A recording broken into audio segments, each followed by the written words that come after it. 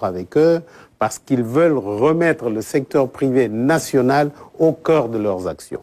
Nous avons, par exemple, et c'est concret, nous avons donné à Monsieur le Président de la République une série d'une douzaine de grands projets que nous avons au sein du CIS pour plus de 6 000 milliards de francs, pour lesquels nous sommes en train de mobiliser le financement.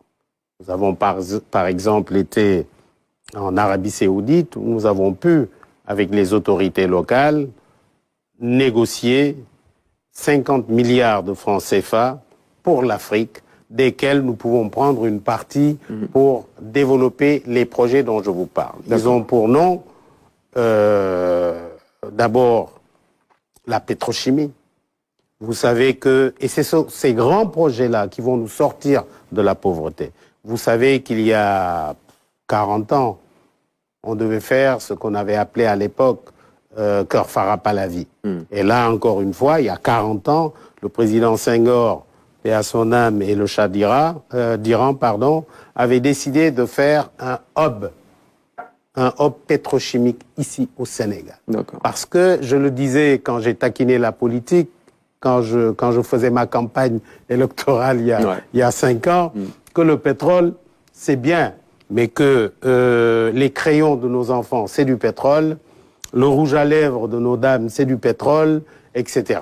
Les dérivés du pétrole, c'est ça la véritable richesse du pétrole. Donc nous allons développer un complexe pétrochimique pour 2 milliards de dollars. Ce sont et c'est un grand projet, ça. Nous allons, par exemple, dans le même ordre d'idées, développer une raffinerie d'or. Omar, c'est pas normal que nous exportions plus de 18 tonnes d'or par an et que nos bijoutiers, qui sont les meilleurs du monde, aient à aller à Dubaï pour racheter l'or. C'est pas normal. Et ça fait partie de nos projets. Nous allons développer également l'aquaculture marine. Parce que jusqu'à présent, l'aquaculture que nous faisons, c'est dans des étangs. Nous, en prenant encore une fois l'exemple de l'Arabie Saoudite, nous allons développer l'aquaculture à 200, 300, 400 mètres de nos côtes, qui sont déjà là. Et le premier projet va démarrer incessamment sous peu. Il y a d'autres projets que nous avons dans le pipe. Nous allons, par exemple, avec nos tailleurs, avec l'association des tailleurs, il y a une première association que nous avons identifiée, faire ce que nous avons appelé Cotton City. Et nous sommes en négociation très poussée avec un Sénégalais que vous connaissez, qui est M. Jaber, à qui appartient la moitié de Sodefitex. Il est prêt à mettre ça sur la table pour que nous réalisions Cotton City. Cotton City, c'est quoi? C'est prendre le coton, faire des filatures, aller jusqu'au costume et utiliser là également plus de 10 000 emplois.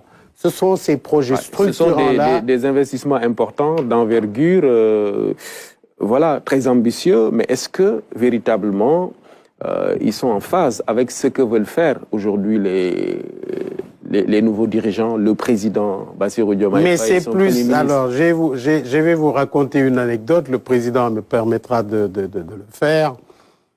Il m'a dit, mais doyen, est-ce que vous avez vu que quand j'ai serré la main du président de Guinée, j'ai donné mes 2 mains? Lui, il ne sait pas pourquoi. Moi, je sais que c'est parce que j'ai besoin de sa bauxite pour que nous puissions faire de l'aluminium à partir du Sénégal.